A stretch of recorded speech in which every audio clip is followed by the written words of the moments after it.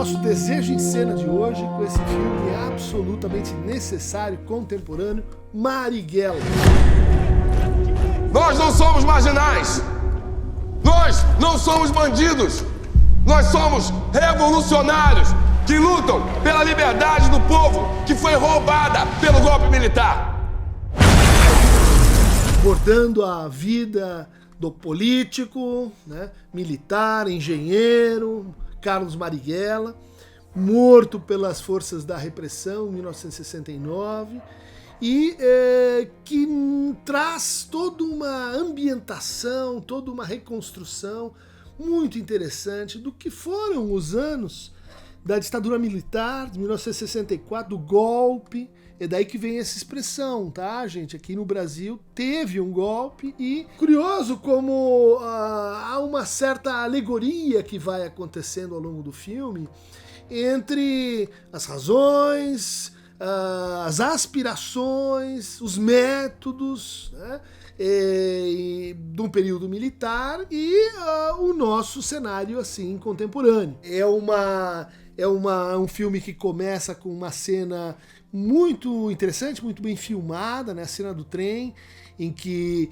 eles vão anunciando, né? Uma ação da Ação Libertadora Nacional, que vai andando pelos vagões e para o trem. E descem as armas e eles escapam, avisando já, né? O Desejo em Cena é spoiler do começo ao fim, então é um motivo pra vocês verem o filme depois, discutirem ele aqui com a gente. Mas essa ideia de parar o trem, ela é uma grande metáfora, né? Uma grande metáfora para será que a gente tem que continuar nos trilhos sempre? Será que a gente tem que continuar na nossa função assim sempre? Inclusive, mais adiante o maquinista vai ser inquirido, né?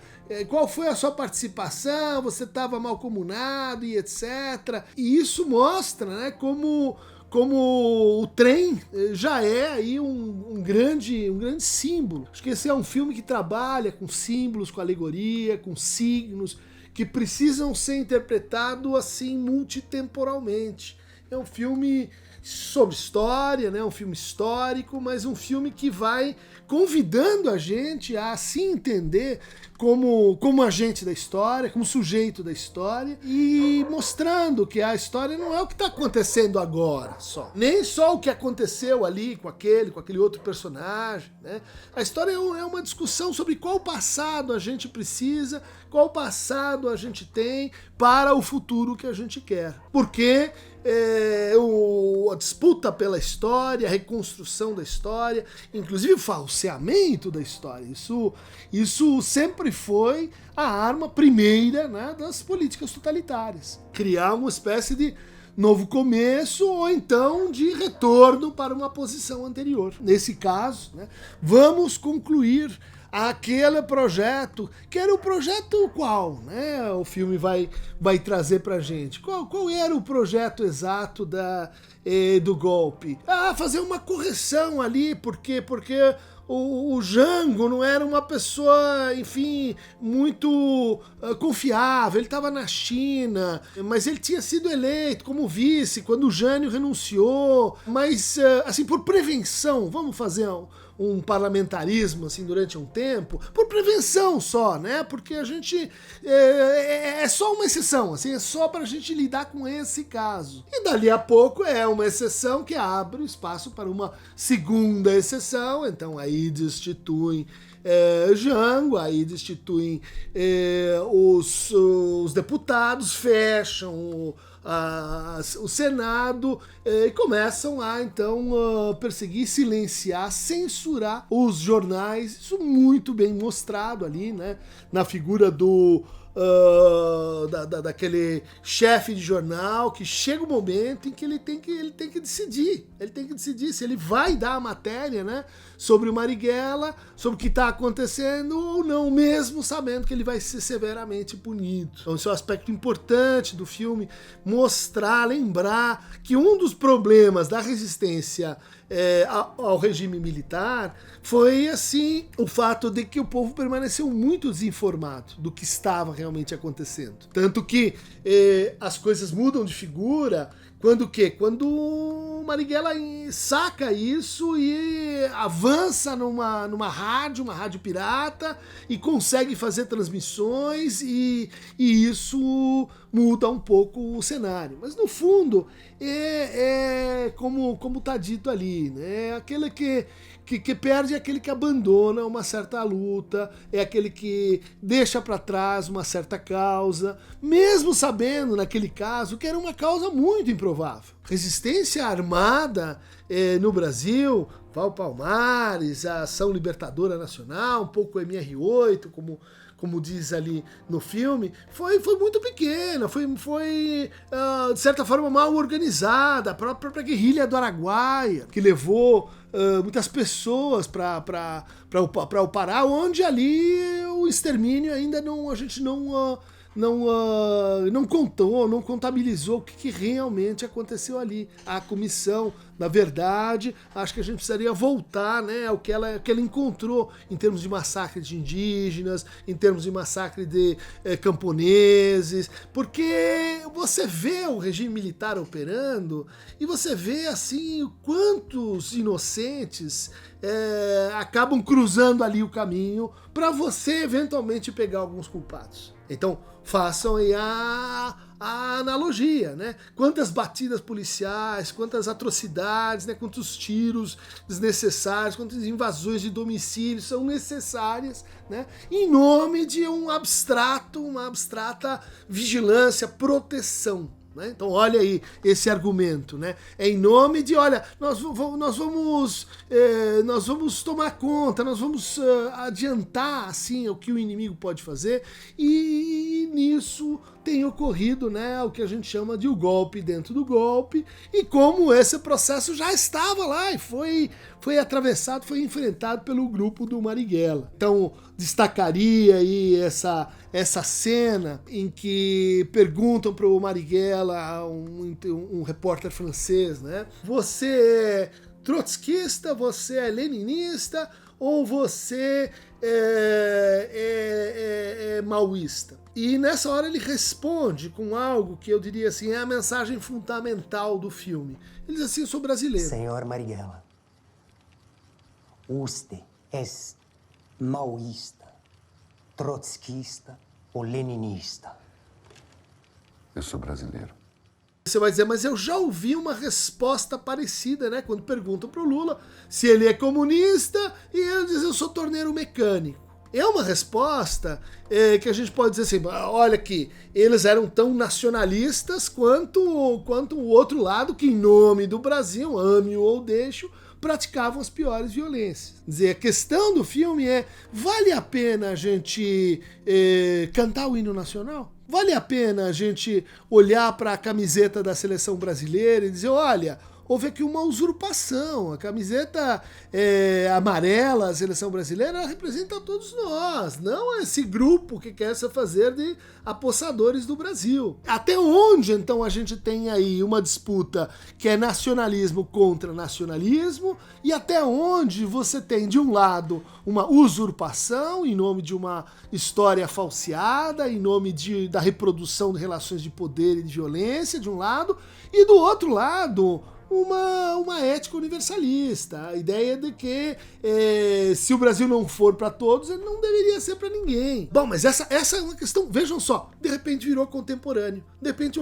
o filme está discutindo as nossas questões hoje. Assistir ao filme Marighella na ocupação Carolina Maria de Jesus, na zona leste de São Paulo, né, do movimento dos trabalhadores sem teto. Quer dizer, ainda hoje, numa cidade como São Paulo, com a disponibilidade de terrenos e lá não ocupados, com a quantidade de imóveis fechados, a gente tem um déficit habitacional que pode ser enfrentado, que pode ser saneado, né?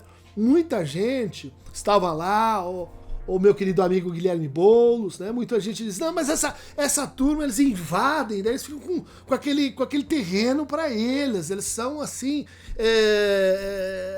invasores de terra. Falando com a Cláudia, que é a responsável, né? Uma das responsáveis pela organização dessa ocupação, fiquei sabendo uma coisa que não era claro para mim, que nenhuma ocupação ela destitui a terra da pessoa. No fundo, ela é uma estratégia para o quê? Para promover o diálogo, para promover a conversa, para chamar o prefeito, para chamar o governador e dizer, olha, nós precisamos destinar essas pessoas aqui que não têm onde morar. Então o que a gente vai fazer? Constrói um conjunto habitacional. Então leva essas pessoas para um lugar e promove um mutirão. Doa um terreno do Estado que de fato não esteja sendo propriamente utilizado. Então, olha como essa estratégia ela é o que estava ali em discussão nos anos 60 dentro da esquerda, né? Quer dizer, um grupo pequeno dizendo, vamos pegar em armas. Por quê? Porque ninguém vai escutar o nosso apelo para maior distribuição dos nossos recursos, por mais liberdade, por mais democracia, se isso não vier acompanhado do elemento, assim, responder à altura, fight back. E o resto da esquerda, né, dizendo, não, nós vamos pelo caminho do diálogo. De fato, o caminho do diálogo parece o mais importante, ele é o que triunfa no fundo, e a experiência do Marighella pode ser lida como assim, heróis que foram ao extremo para a gente poder voltar para a condição da palavra, para a gente poder voltar para a condição do diálogo, para a gente poder voltar para a condição em que o Estado senta na mesa. O Estado não finge que está assim fazendo a sua função ali onde ele não está, onde ele não se comporta como omisso ou como assim uma instância que se demite do problema.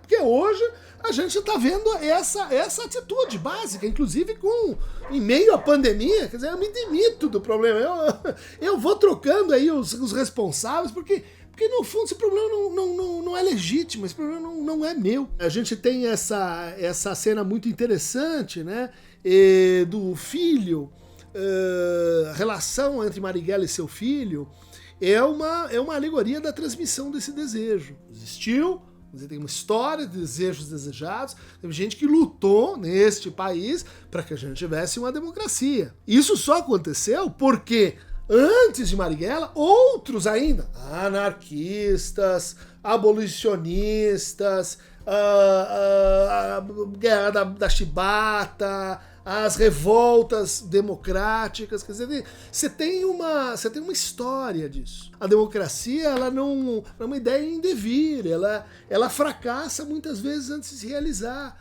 E se a gente não lembra dessa transmissão, o que acontece? A gente se demite, né, da implicação com o mundo, a gente entende que essa história, no fundo, ela está sendo escrita por outros. Não é a gente que faz a história, é alguém aí que escreve e a gente simplesmente acredita, né?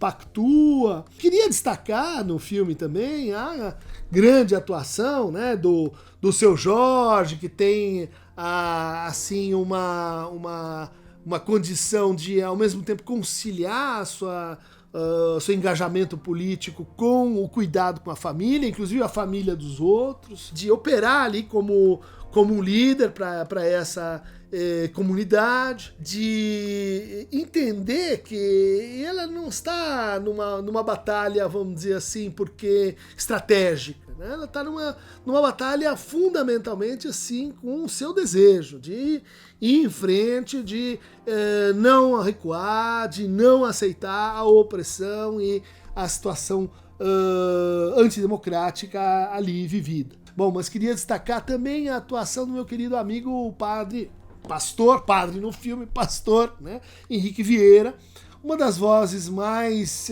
contundentes, mais lúcidas que a gente tem hoje. Na ocupação fez uma intervenção linda, né? Depois da exibição do filme a gente teve com o Wagner Moura, com o Henrique, com o Guilherme e o Henrique, ele tem um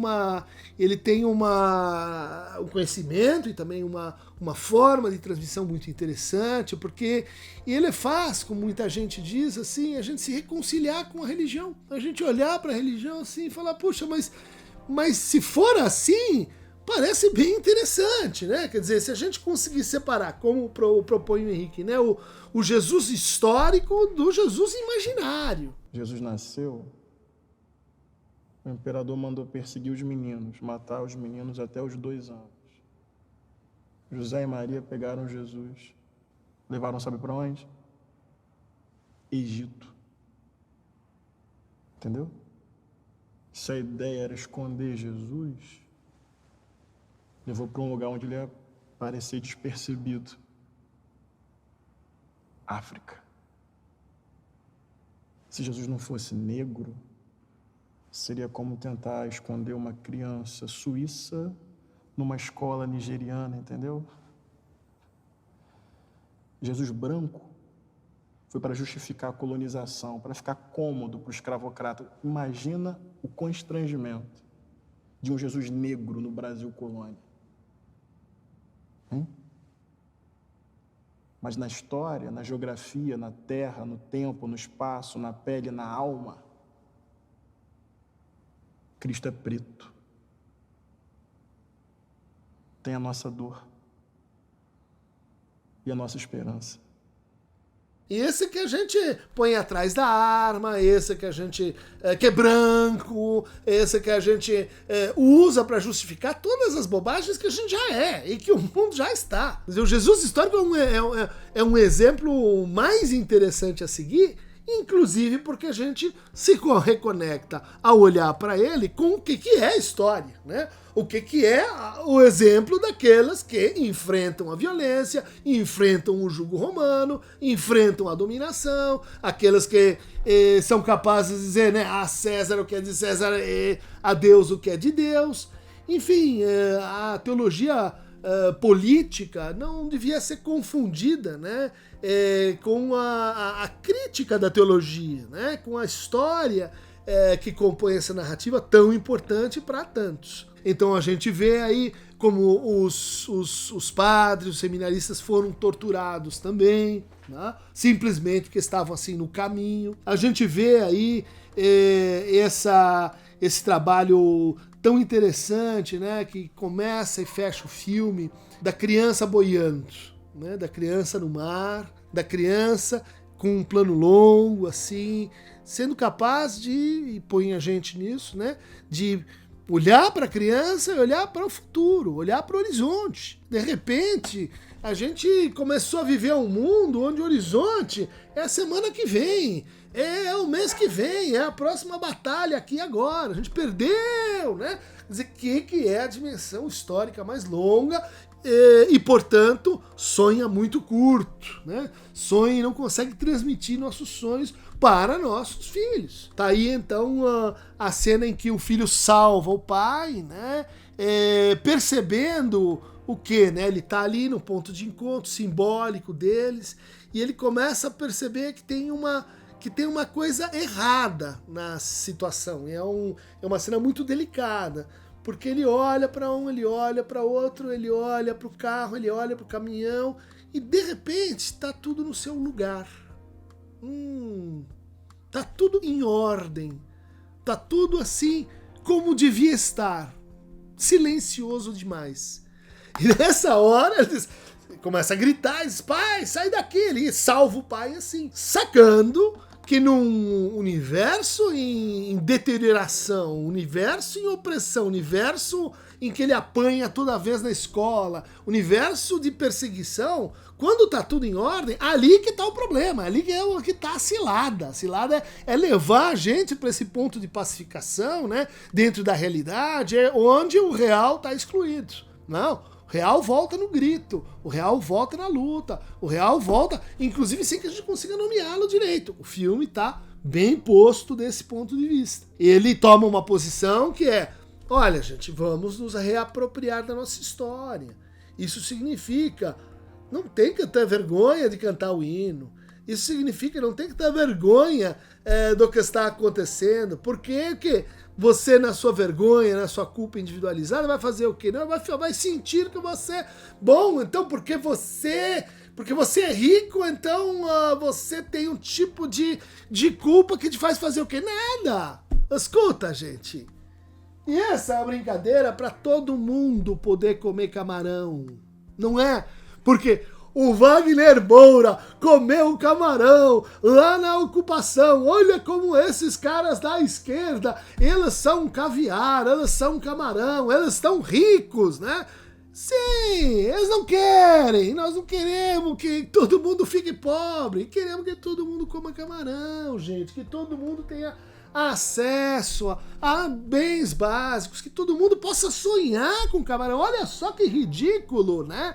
Essa crítica que diz assim, não contente assim, que lugar de pobre é ali no pé de barro, é ali onde não tem comida boa, é ali onde não tem educação boa, é ali onde não tem saúde, a gente vem com essa que inclusive eles não podem sonhar, né? E nós não podemos sonhar, inclusive nós não podemos sonhar juntos, isso é que não pode de jeito nenhum. Ou seja, símbolos desejantes, símbolos desejados, e olha que interessante, porque o camarão que é bom, a termidora, a grega, que é bom, os ricos, tem o camarão do acarajé, que é vendido ali, camarão seco, na praia, quando você vai, enfim, para muitas metrópoles, especialmente no Nordeste. Então, olha a que ponto chegamos. Quer dizer, a valência do significante é única, né? O camarão pertence a cá, e assim você tem um dress code, tem um dress eat, tem um dress discourse que você não pode sair. Sinto muito, acho que Marighella, quando responde sou brasileiro,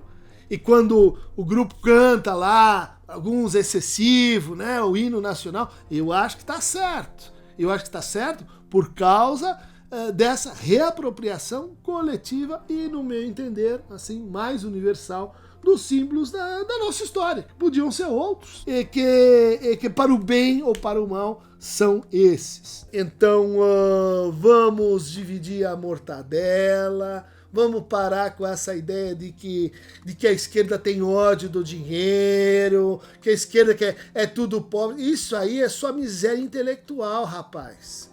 Vai ler, vai entender, porque isso aí é maledicência da sua parte, né? É crítica mal feita, faça uma melhor. Movimento Sem Terra, Movimento Sem Teto, eles estão aí para justamente mostrar que todo mundo pode sentir-se pertencendo a. Você não é o dono, né, da gramática de pertencimento e das gramáticas de apropriação, sejam elas quais forem. Temos aí, então, essa cena muito interessante do final, quando eles estão perdendo, quando já sabe que não vai dar certo, e que Humberto aparece ali que é um dos guerrilheiros, né? Aparece descendo as escadas de um prédio que é conhecido aqui em São Paulo, né, na Praça Buenos Aires, e ele saca que ele pode assim se render, que ele pode estar cercado e etc.